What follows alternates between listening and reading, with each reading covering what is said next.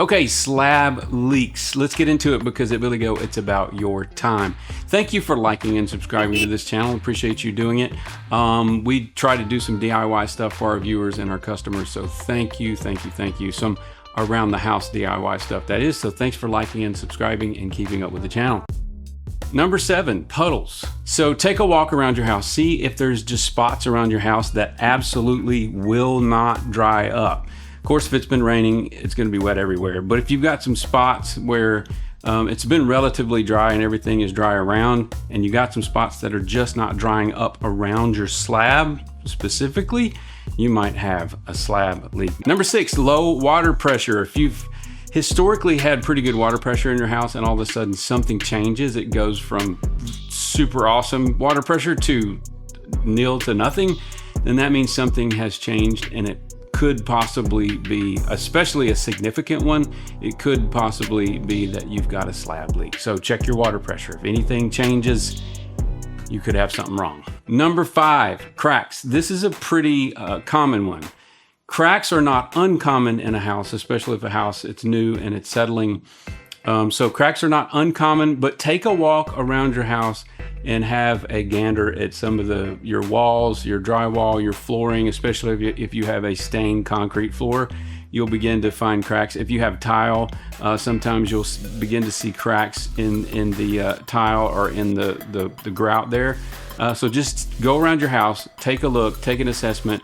If a crack in the wall or floor, it continues to get bigger, then we've probably got a problem and you want to have that looked at as soon as possible. Number 4, there goes my phone. Hold on. Okay, number 4. This is one that we don't think about all the time, but it's an important one. A musty or a mildew smell. Some people like that old home smell.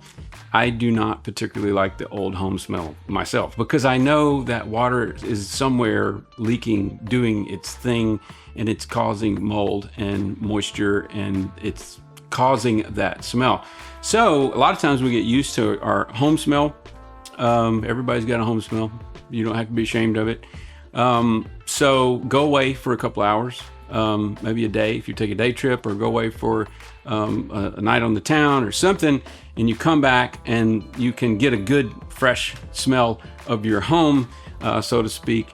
Look for that or smell for that musty moisture smell. If it's in the house especially, then you've got something going on somewhere and possibly under your house. Number 3, warm spots. We get asked this quite a bit. Why warm spots? Well, it's because there's hot water traveling under your slab, and concrete in particular is a very, very good conductor of heat. And so if you're walking barefoot in your house and you come across, especially on a concrete floor or a tile floor, wood not so much because wood is more of an insulator, carpet more of an insulator, but especially on the tiled areas, and if you have a stained concrete floor and you're walking around in your feet, in your bare feet, you can, if you find a warm spot, it's just right there in that one little spot, you might have a slab leak right there underneath. Number 2, the sound of running water. I know sometimes it's hard to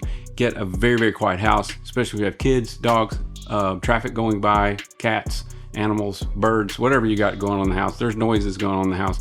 So I would suggest maybe late at night when everything's quiet, choose one of the family that has the best ears and just stand and listen. You're going to hear the refrigerator maybe. You want to turn off anything that's unnecessary, obviously.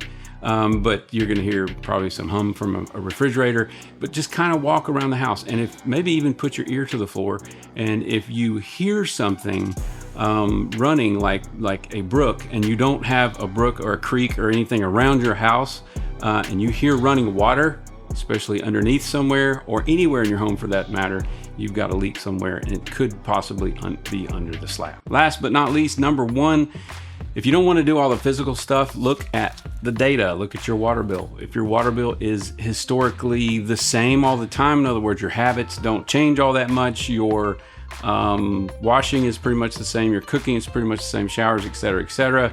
And your water bill is pretty consistent.